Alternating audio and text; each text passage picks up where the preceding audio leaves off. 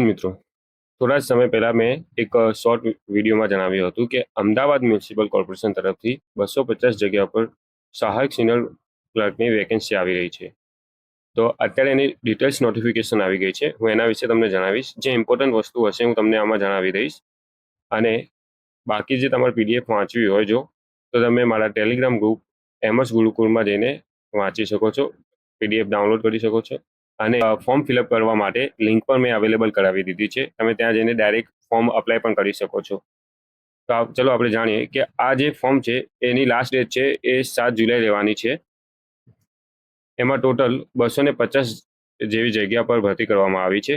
આમાં ખાસ જાણવા જેવું છે, જે તમારું ક્વોલિફિકેશન છે એ કોઈ પણ બેચલર ડિગ્રી હશે તમારે ચાલશે, પરંતુ 50% કમ્પલસરી હોવા જોઈએ. તમારું જે ગ્રેજ્યુએશન છે એ 50% થયેલું હશે તો તમે આ ફોર્મ ફિલઅપ કરી શકશો. એની સાથે તમને 3 વર્ષનો એક્સપિરિયન્સ પણ હોવો જરૂરી છે. તમારો એક્સપિરિયન્સ નહીં હોય તો તમે ફોર્મ ફિલઅપ નહીં કરી શકો. આમાં તથા લખ્યું છે અથવા નથી લખ્યું એટલા માટે. આનો જે પગાર ધોરણ છે એ 26,000 રાખ્યો છે 3 વર્ષ સુધી. આની જે અરજી કરવા માટે જે ઉંમર જણાવી છે 18 વર્ષથી ઓછી ન હોવી જોઈએ અને 38 વર્ષથી વધુ ન હોવી જોઈએ. આ જનરલ ઉમેદવાર માટે છે. અલગ અનામત કેટેગરી માટે, જે અનામત ધરાવતા હોય એના માટે અલગ અલગ રિલેક્સેશન આપ્યા છે.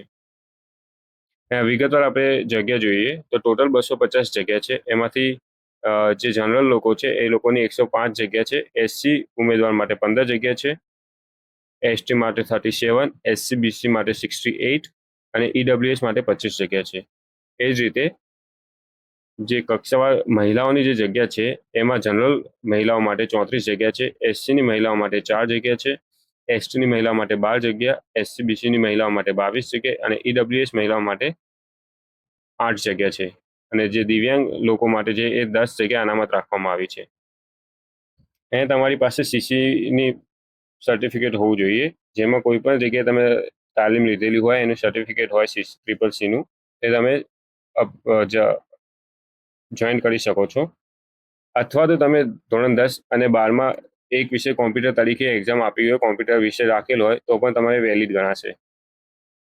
આ ફોર્મ ફિલઅપ કરવા માટે જે ફી રાખવામાં આવી છે, જનરલ ઉમેદવાર માટે 500 રાખવામાં આવી છે અને જે અનામત કેટેગરીના ઉમેદવાર છે એ લોકો માટે 250 રૂપિયા રાખવામાં આવી છે. અને જે દિવ્યાંગ લોકો છે એ લોકોને ફી ભરવાની નથી. પીડીએફની અંદર તમારે આ લિંક આપી છે, જેના પર તમે ડાયરેક્ટ જઈને ફોર્મ ફિલઅપ કરી શકો છો.